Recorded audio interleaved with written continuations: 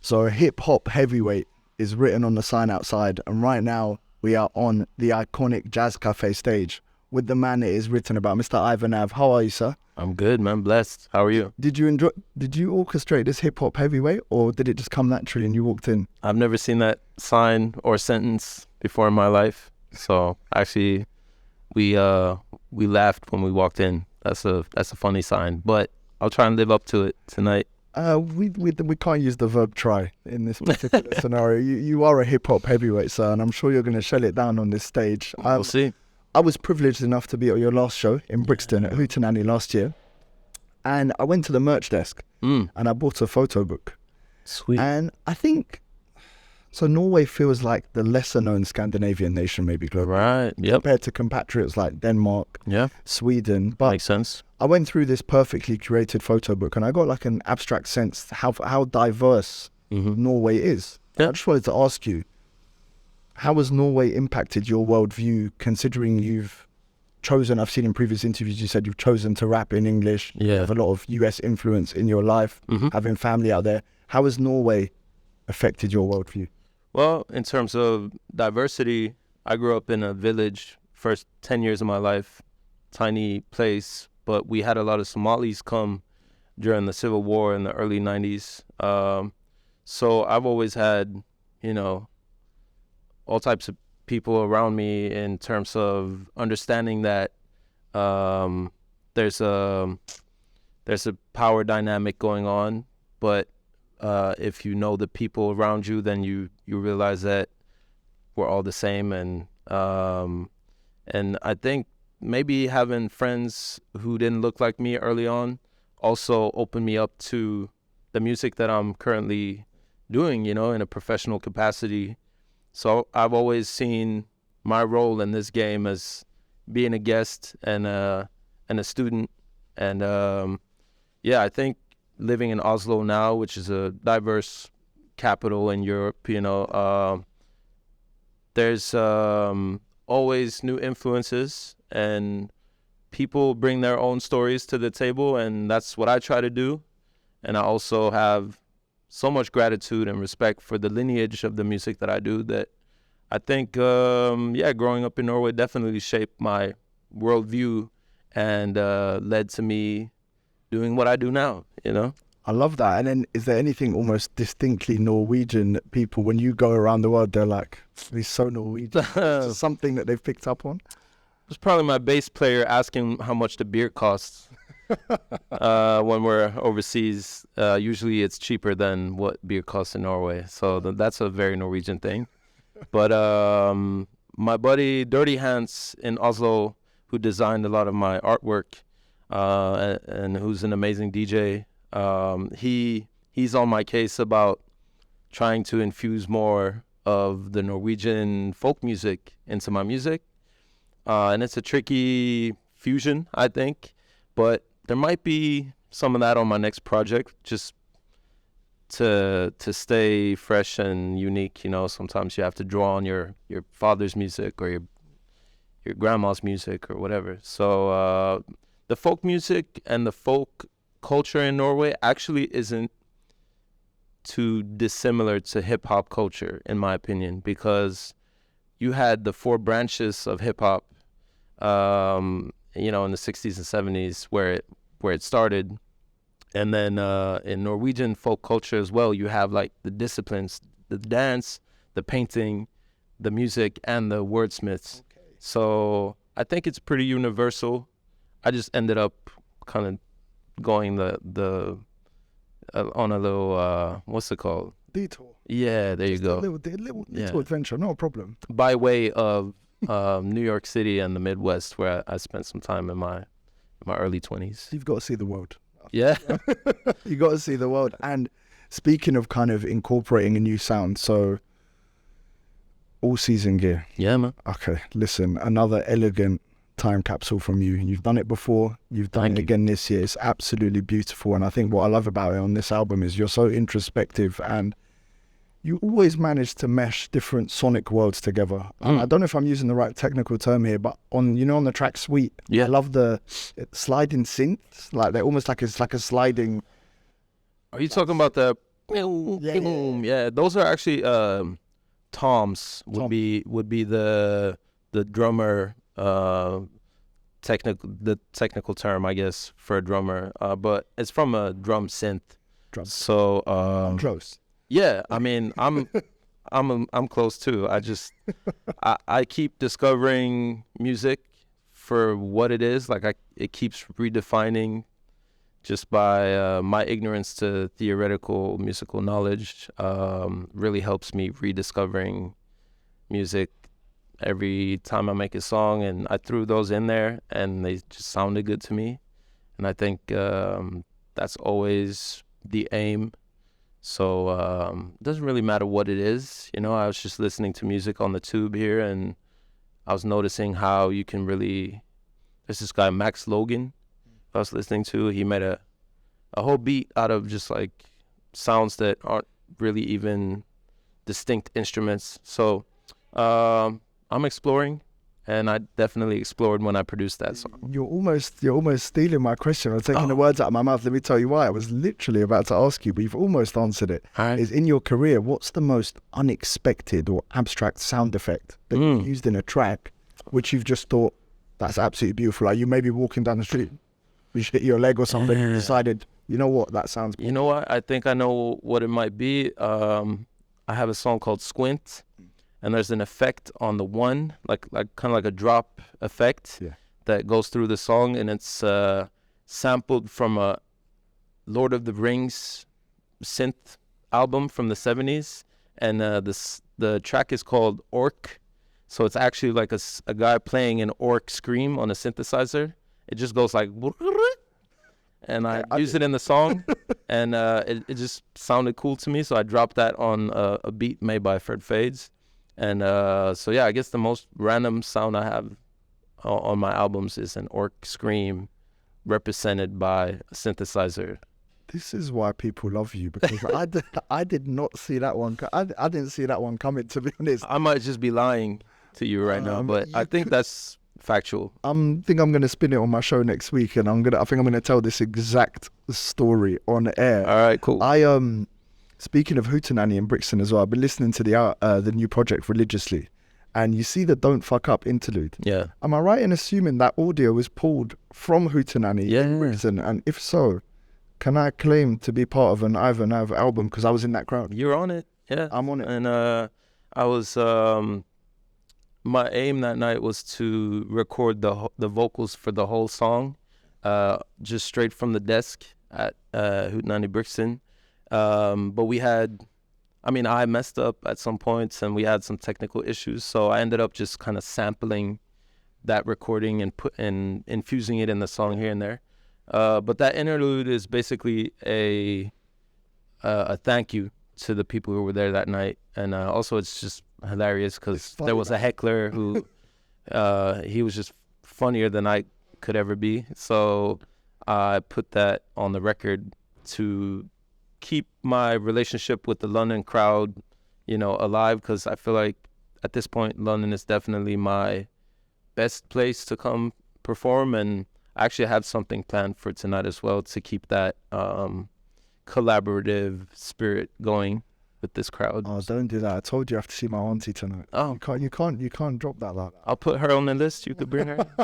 Listen, she'd actually come. Mm-hmm. That's the baddest thing. What is it about the London crowd, just building on that, which almost has drawn you closer to each other? What is it about them, and then what is it about you for Londoners, do you think? It's a good question. I don't necessarily know the answer, but I think mainly it's London being a great music city. For my listening habits right now, it's number one in the world, and so I think people here are just open to a lot of music. So it's been a gradual build where I've been coming here, people have responded well, so I've probably come here more often because I felt the resonance of what I do here. And obviously being a fan of a lot of UK acts and a lot of London-based crews and artists, I'm a fanboy first and foremost, so I want to go on that pilgrimage and come here to the the music capital of the world at the moment. The Mecca. Yeah, to me. Yeah. And a little comment as well on the fact that you here have actually played at this venue, but now you're headlining the iconic Jazz Cafe. How did it feel kind of walking in here today? I was fortunate enough to see the sound check. Yeah. And you were right with the first sentence. As soon as he came on, he just said, "I sound good." And I was like, he does sound good. Well, that's mainly due to David, the sound guy here. Big up, David. But it's a major moment to me and to, you know, my career. I try not to be too meta on the day of the show. Stay in a humble, like, focused mind. But tomorrow on my flight to Barcelona, I think I'll be taking it in. And, you know, I'm a very blessed person who, first of all, I get to do music for a living, and it's been a long ride. I've been grinding away for 10, 12 years, so it feels like it's deserved, but also very humbling, and, you know, it just washes over me in the days to come, I think. So yeah, I'm stoked, man. I'm glad you're humble, but if anyone hasn't told you, you do deserve this. Oh, yeah. Long may you continue to enjoy the music. I will. Creativity, because I think a lot of us are very jealous, to be honest. Like, as much as we're all avid musicians and stuff like that, the fact that you are doing it to this level is a testament to everything that's come beforehand. And Thank you. You're part of a dope art collective as well. You've mentioned it before in the past, Mutual Intentions. And you guys seem so diverse. And correct me if I'm wrong on any of this. You met Fred Fades through graffiti. Yeah. You DJ'd with Mo Chekri. Yeah, Mo Shakiri. Yeah. Mo Shakiri. Yep. Pronouncing it wrong. No, So good. I'm butchering it, and that's okay. Charlotte Dos Santos is also involved as well. She's in the mix. She was early days, yeah. Early days. Are you guys Wu-Tang, Soulquarians, Selection? How would you pinpoint that diversity? How would you capture the essence of Mutual Intention?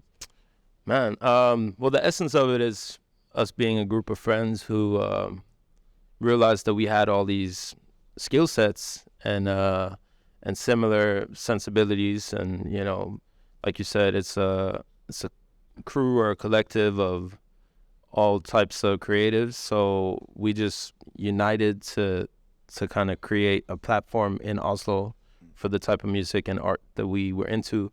So we've been able to book people from overseas or throw club nights, and now, you know, it's a label as well. So it's mainly been about doing it for the culture, as they say. And as far as comparisons,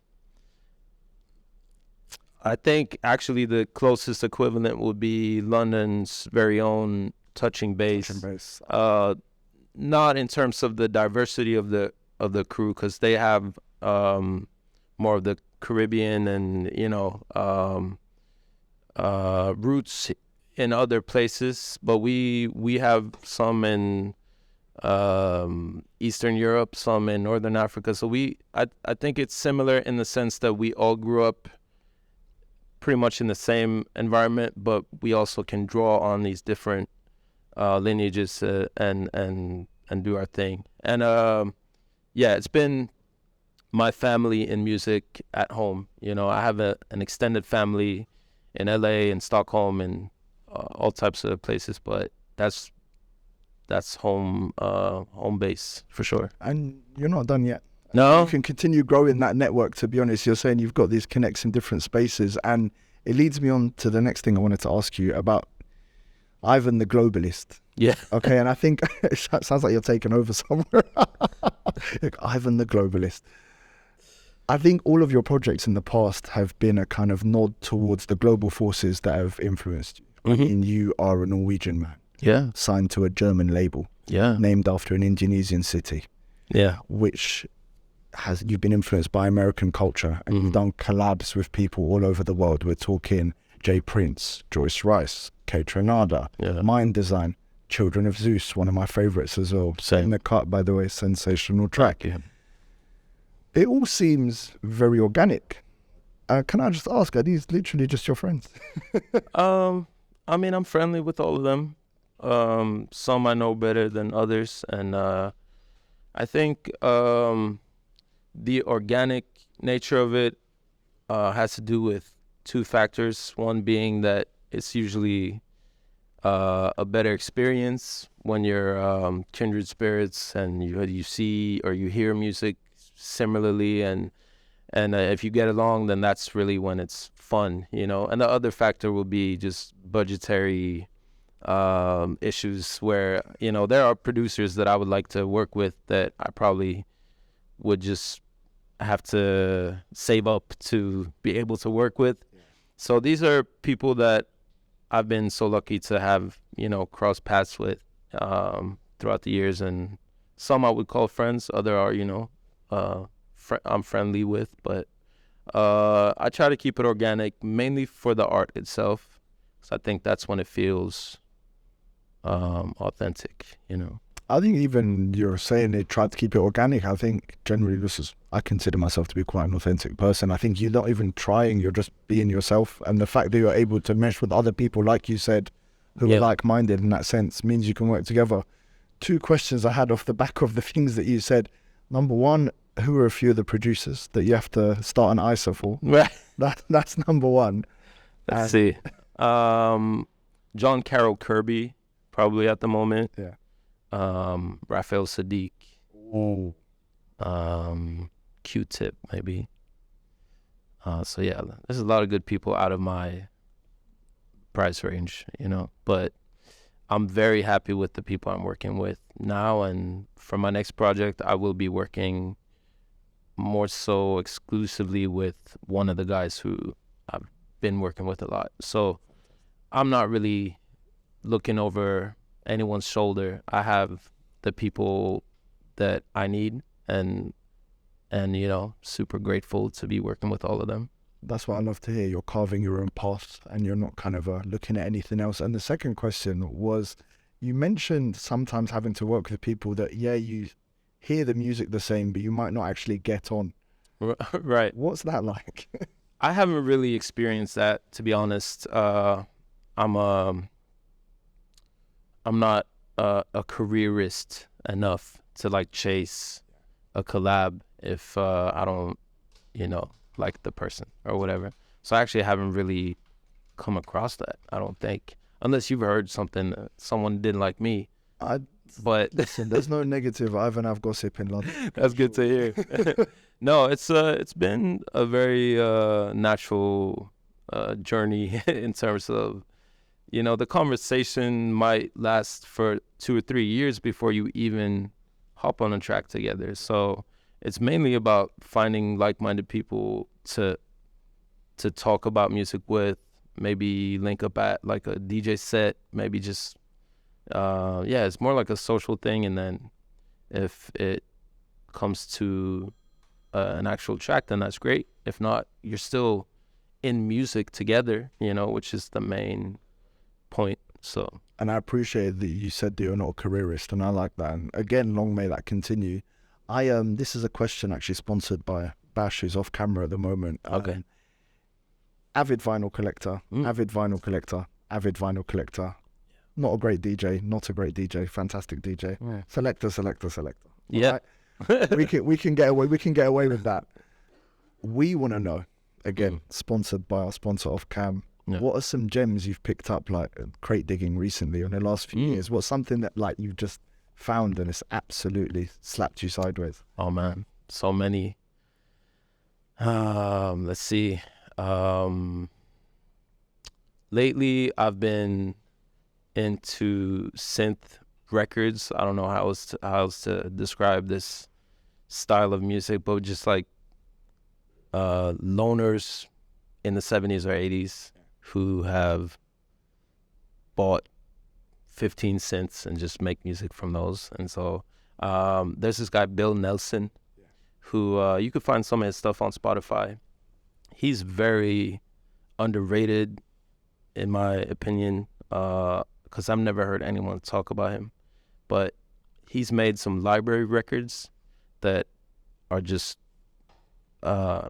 sublime. So I think Bill Nelson would be, let me just double check his name, because I collect a lot of records. I know, we know this, that's the thing.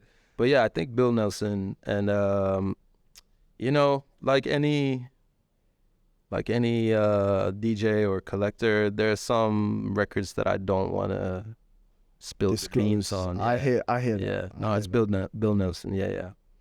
He's made a lot of different types of music, but some of his synth work is actually reminiscent, some of it, of Say Sax music, who is one of my collaborators. Yeah. The thing is, are we gonna go look up Bill Nelson now, or have you heard of Bill Nelson? Quick Butchers. If you go to Yo-Yo Records here in town, you might find some of his stuff. Yeah. Okay.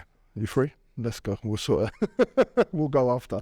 I've asked you a lot of questions about music. Yeah. I want to ask you some very random, light-hearted things so people can find out, just to finish the interview, about the man behind the music and the talent. At the Jazz Cafe today, for example, they would have given you as the headliner a rider. Yeah. What are some of the things you requested on your rider? It's funny that you asked, because we were just like stoked backstage because they've actually given us everything we asked for and more, which is a rare occurrence at my level in this industry. So there's all types of cheeses and meats backstage. Okay. Hummus, I believe. So a sophisticated palate. Yeah, I mean, I like when they just use their own imagination, but I asked for cheeses and biscuits and hummus and a various like selection of soft drinks, some beer, some wine. So I have to say, man, the Jazz Cafe today made the number one spot in my list of who really does the rider. I think I have I had tennis socks on there for a while, just because. Like, as in white. Yeah, white socks. just because when you travel, it's always nice with a fresh pair, but it's environmentally not, ethically correct, I think, to just be giving new socks all the time. So I cut that. Yeah. So you just take the same pair with you to every gig now? Now it's just about having the funkiest socks at the end of the tour. I'm trying to have a look now. Is it funky? Is it funky today? I've gone for all black. Oh, if you can't smell them, it's because this is only the second show of the tour. So.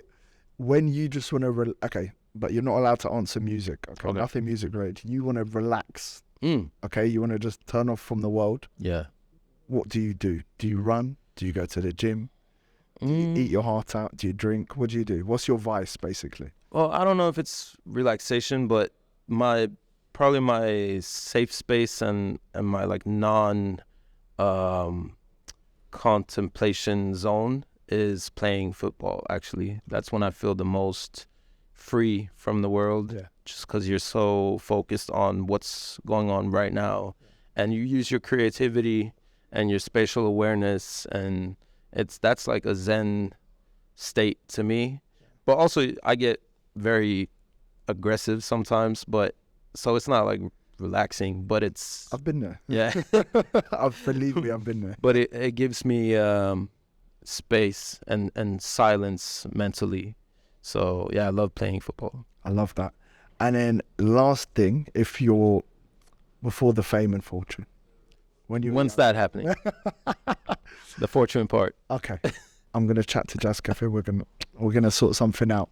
Thank you. When you were younger, yeah, your friends at school, if they described you in one word, who were you? They were like, he's the funny guy, he's the pensive guy, he's the this, he's the that.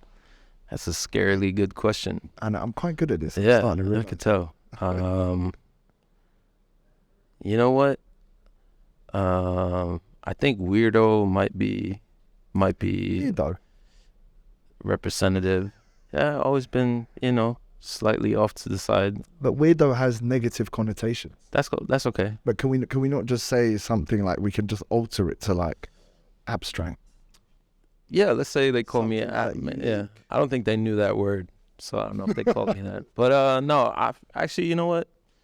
I think one of the things I value the most doing, music and working in the entertainment industry is I'm really just good old Ivan when I'm with my friends. So I think they've always pretty much seen me for a whole person. So it's hard to come up with one word. But I hope the word would just be friend. I think that's a fantastic way to end things. And to be honest, I just want to say, there's no such thing as weird. Well, okay, there's no rule. No, that is true. There's no rules. But also, if there were no boundaries and you didn't push them, then you wouldn't be interesting to people in an aesthetic sense. So I think the framework has to be there, and then you have to kind for you of to push through that. Yeah, So there a are little bit. rules, just don't follow them. yeah, Say no more. exactly. Very philosophical. I wish you the best of luck here today on Thank you, this sir. very stage. To be honest, you're Yes, going to be sir. standing there. If the sound check was anything to go by, it's going to be sensational. I'll speak to my auntie as well. Okay. Hey man, We'll get her one of these. family first though. If you have to go Yes. see her, I respect that. My man, thank you so much for Thank sitting down you. with us. Appreciate it.